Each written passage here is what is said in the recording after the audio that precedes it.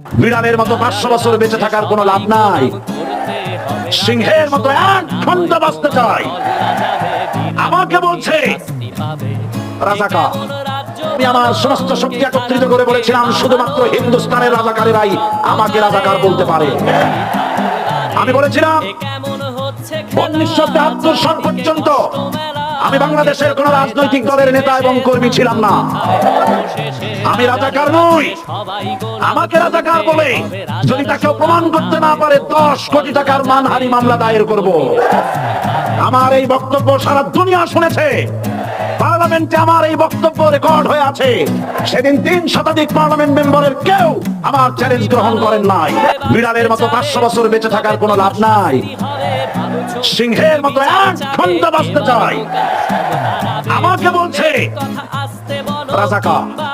আমি আমার সমস্ত শক্তি একত্রিত করে বলেছিলাম শুধুমাত্র